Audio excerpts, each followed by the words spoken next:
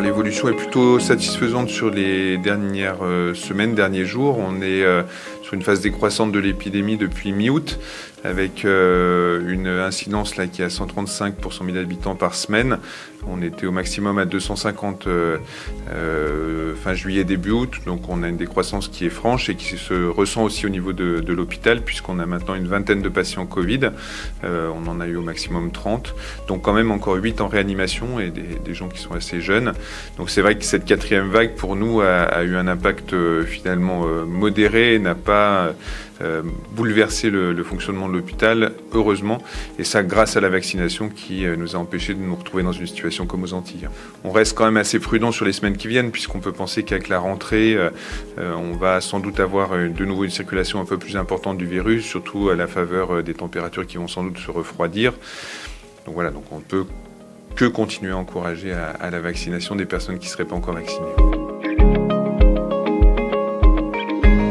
Donc effectivement, cette troisième dose, elle est recommandée pour les gens qui ont un système immunitaire qui est un peu défaillant.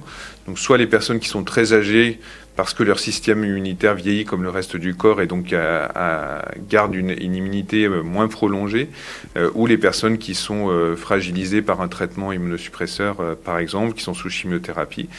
Et donc ces personnes-là, effectivement, on propose de restimuler l'immunité contre le Covid avec une troisième dose. Cette troisième dose, elle doit être faite 6 mois après la deuxième dose qui a déjà été réalisée. Donc c'est pas toutes les personnes qui doivent tout de suite avoir une troisième dose. C'est des choses qui vont s'étaler sur les mois qui viennent.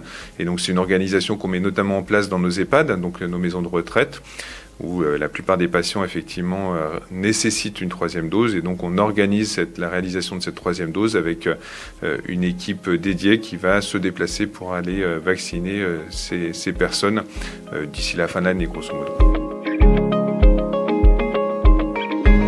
On est en train de terminer le recensement.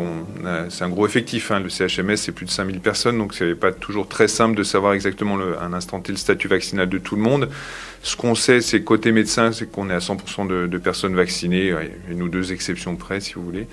On est près de 500 médecins à l'hôpital. Et côté personnel soignant, la démarche est en train de se terminer.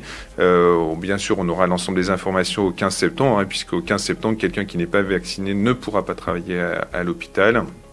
Et on espère bien que le nombre sera le plus modéré possible. On a quelques services où on sait qu'on a encore quelques professionnels qui sont assez résistants à l'idée de se faire vacciner. On est aussi dans une démarche de pédagogie, hein. C'est ce qu'on a fait pendant tout le mois d'août, mais à un moment donné où la pédagogie malheureusement suffira pas et on appliquera la loi comme il nous est demandé à partir du 15 septembre. Donc on espère que ce chiffre sera le plus bas possible.